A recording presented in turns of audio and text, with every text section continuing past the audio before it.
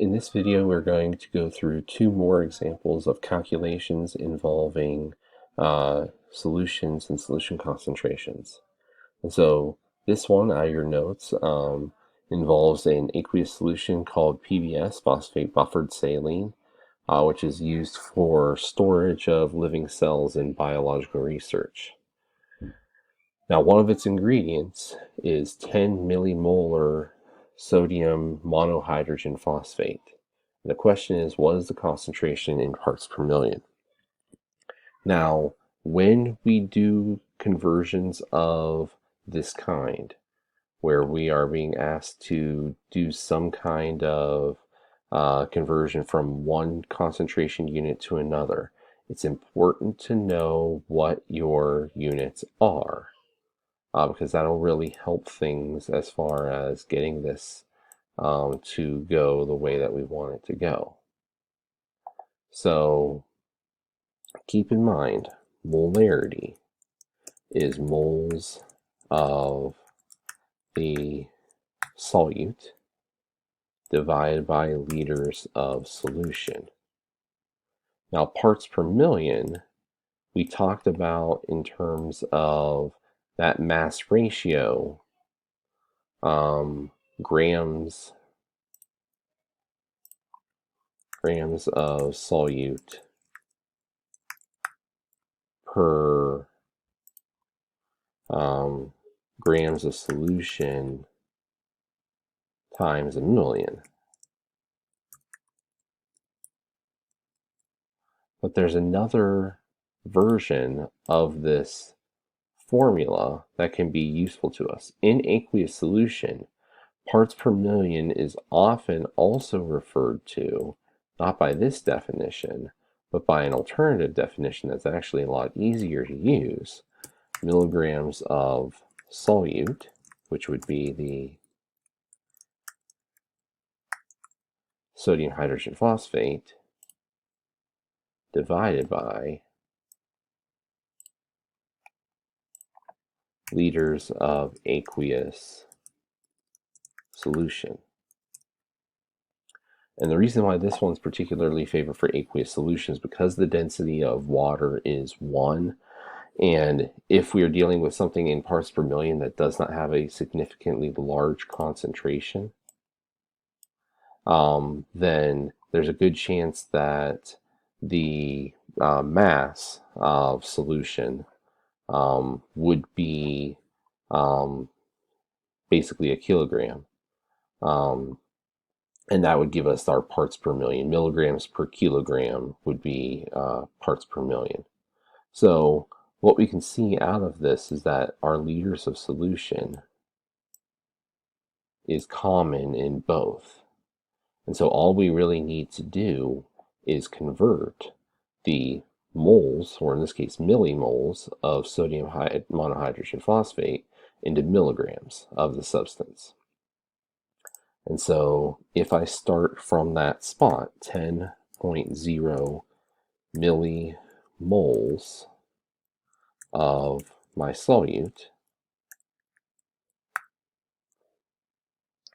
in 1 liter of solution,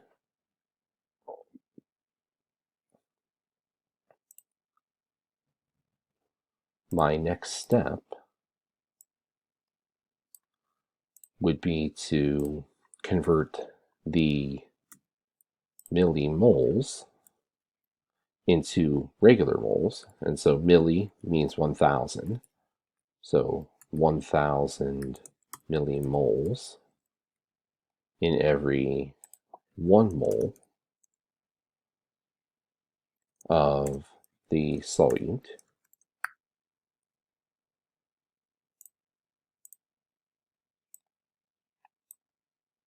And then my next step would be to convert that number of moles, 1 mole of solute, into grams. Now to do that, I'm going to need my calculator. The molar mass of sodium, 22.99, plus 22.99, since there are 2 of them, plus 1.01 for the hydrogen, and 30.97 for the phosphorus, and 16 for each oxygen, and there are 4 of them. So my total mass, 141.96 grams.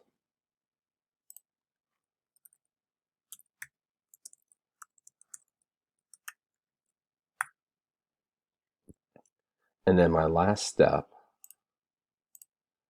would be to convert this grams into milligrams.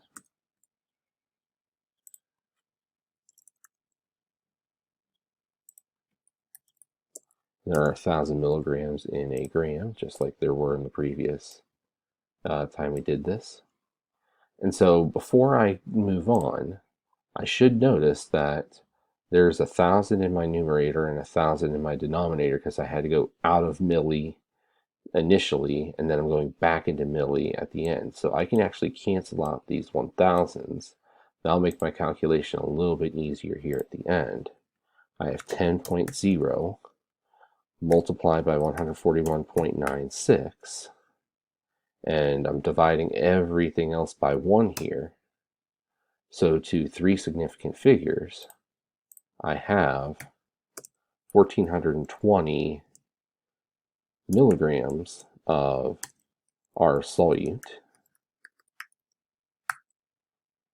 divided by 1 liter of solution, because every other unit has gone to the wayside now. I can see my millimoles are gone, my moles are gone, my grams are gone. All that was left is the milligrams and the liters of solution. And so milligrams per liter of solution, we can write that also as 1,420 parts per million sodium monohydrogen phosphate. And so this is one of those examples of a conversion. It's relatively easy one to do. In our second example, I'm going to go through another kind of conversion that's very common to find, especially on homework assignments. And so let's take a look at that. So in this second problem, what we're being asked to do is, can we calculate the molarity of a solution that we've been given the percent by mass of and its density? And so, as I mentioned before, this is a very common type of homework question. You will see a question almost exactly like this or the reverse of this on your Chapter 8 quiz. Now, solving it, again, comes down to, do you know your definitions? So, for molarity, you have to know that molarity is equal to moles of solute, which would be sodium chloride, divided by liters of solution. And if you recognize that, that's a good start for this one. You have to also know that percent by mass is going to be grams of NaCl divided by grams of solution times 100%. There's actually an easier way to put this. If I take the percentage part out, then what it really comes down to is percent is equal to grams of NaCl divided by 100 grams of solution, and then multiplied by, again, 100%. So we'll actually use this definition because it'll allow us to use our numbers more directly. It'll actually be much easier to solve going in this way as opposed to this first definition here. And then finally, density is equal to the mass of the solution divided by the volume of the solution. So the interplay of these 3 formulas is really what this problem is all about. And so what we can see and what we should be able to recognize is that if I know one of these, I can actually start to figure out how to convert to the others. So we're going to start with what we know. We know we have a 9.55% solution of sodium chloride. So starting from there, 9.55 grams of sodium chloride divided by 100 grams of solution. The end is I need to take that grams of sodium chloride and turn it into moles of sodium chloride. And I need to take this 100 grams of solution and turn it into liters of solution.